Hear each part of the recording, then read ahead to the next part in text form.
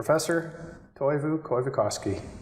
It's great to have you, and you have been bestowed with the tremendous honor of being an honorary alumni, which to me means that you didn't graduate from Nipissing University, but because of your accomplishments and your place within this academic community and beyond, that you have accomplished so much that this honor is now yours. So I wonder, I'm not going to ask you about your undergraduate experience, but I'm going to ask you why you came to Nipissing University to be a professor. Well, I was invited to apply for a position here by a dear friend, Professor David Tabachnik, who was just starting up the political science program at the time. And that's really how the experience here began, in that friendly, collegial way. And that experience has deepened through my time here. I feel as if I'm not just, I don't have just colleagues with me, but friends as well. The sense of solidarity amongst the faculty is strong. And I came from teaching at Carleton and University of Ottawa out of my PhD, and to know my students' names, to be able to sit down in my office and have tea with them and grade their essays is such a rich experience as a teacher compared to the dog and pony show that standing up in front of hundreds of students can feel like at times at a larger university. So really do feel at home here. And having grown up in the woods myself, I thought it was beyond the pale to be at a university in this kind of setting, so I just lucked out, frankly, to find my way here. You landed here, and you have assumed a position that's very student-centric. I want you to tell me about your career in that respect, and highlight for me the energy that you bring to this and what inspires it. Well, I think, Kevin, it's partly to do with the fact that we are at a small university, and I get the sense, and I've experienced this, that it matters very much what each of us does in this place. We can all have an effect. I tell this to my students, and I've enjoyed that potential here myself. To have the latitude to make ski trails on campus, to bring a team together to start that up. I don't think I would have gotten to that place at a larger university. And I think when people generally, beyond my own experience, when people find themselves in an environment where they feel as if their actions have an effect, they're more likely to voluntarily pour energy into that sort of environment. I think of it as a kind of autonomous zone. Human beings like generally living in environments where they can shape that environment. I think they prosper when they do. So that's been the particular joy that I've experienced here.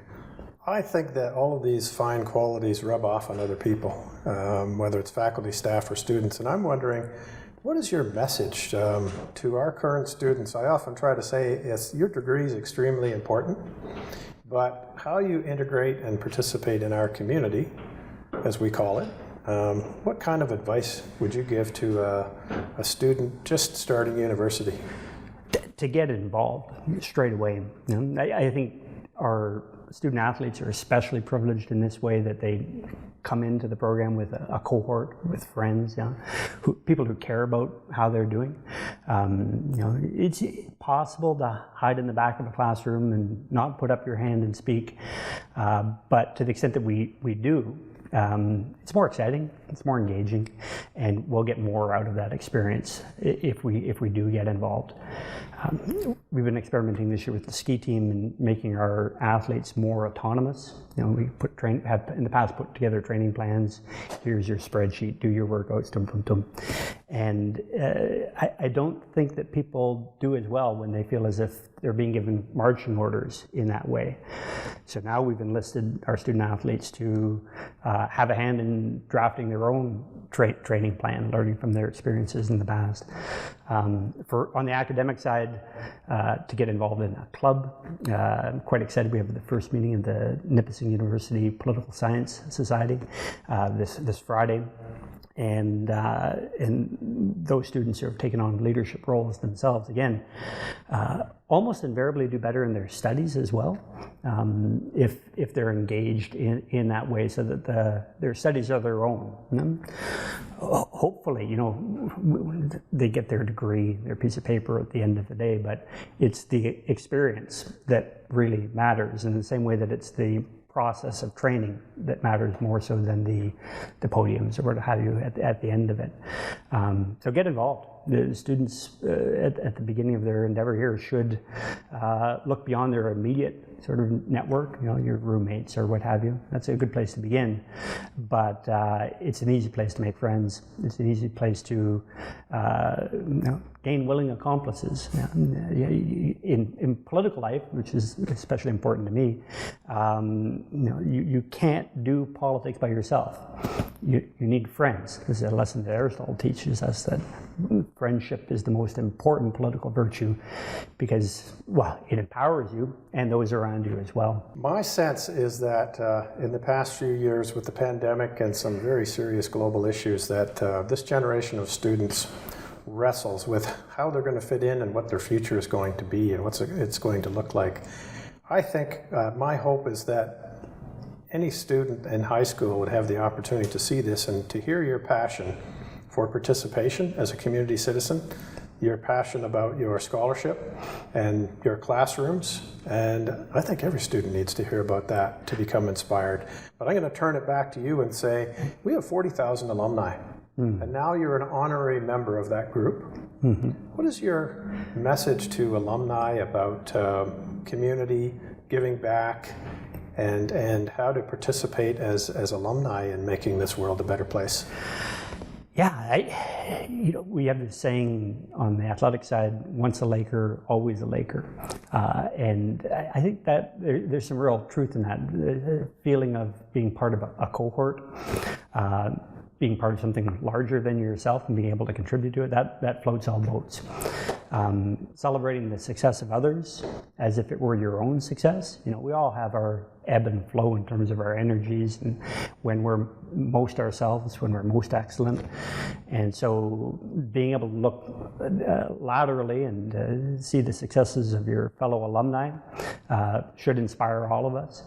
And then being able to give back. This is entirely selfish, but I love getting postcards and visits from old students and hearing about their successes.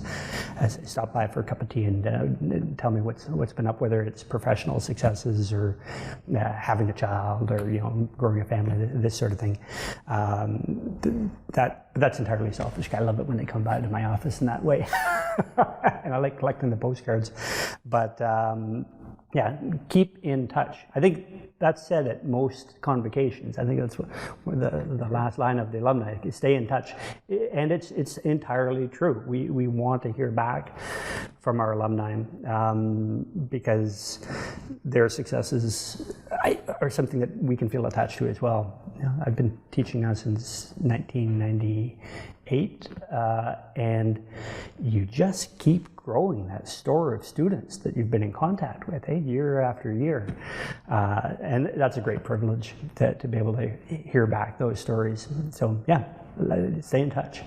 I'm going to use a little bit of my license as president here, and I'm going to tell a little story. And you're involved in a highly competitive sport where students train long and hard. They try to win.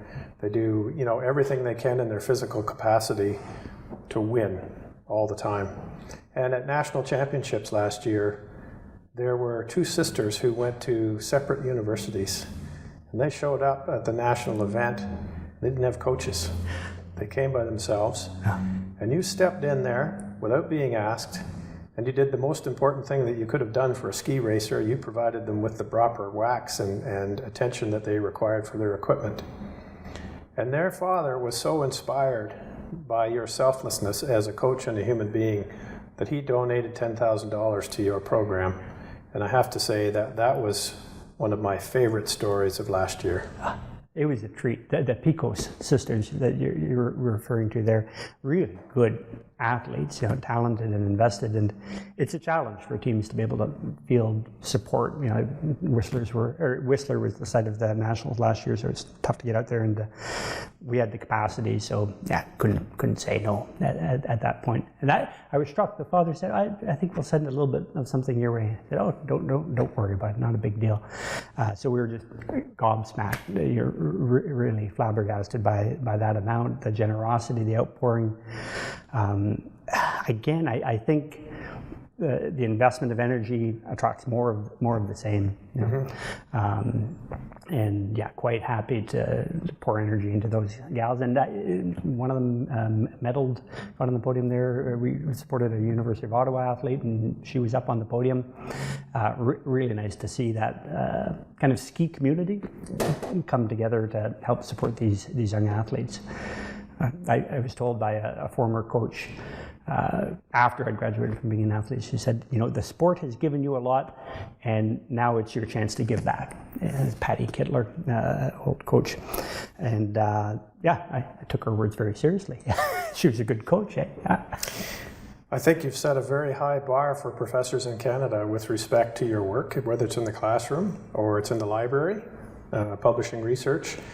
But your position within the community and your selflessness and generosity of time and spirit. Are there any individuals or events or anything that's happened or books that you've read, and what has inspired you? Who has inspired you? What has inspired you to make you the person that you are today? All kinds of influences, coaches, teachers. It's hard to say. My father's been the most important influence, and my mother too. I don't want to pick sides here, but if you talk about the book side of life, the academic side of life, my father's a very wise and thoughtful and sensitive soul, and so I got to share in his library, his books from his graduate studies, and he and I still carry on these discussions. I send him my writing. I'm working on a book now on love and justice, the study of Plato's Symposium in Republic, and he's a good critic. He'll tell me, write better. Don't use so much academic jargon. Write in a way that's accessible to an educated lay audience. And then he's a lay minister now with the church, and so he'll bounce his messages for Sunday off of me. This is the sort of main tenor of our phone discussions. That and hunting and trapping and fishing, which he taught me how to do as well. So Toivo Koivukoski, my father, definitely a profound influence on where I am now.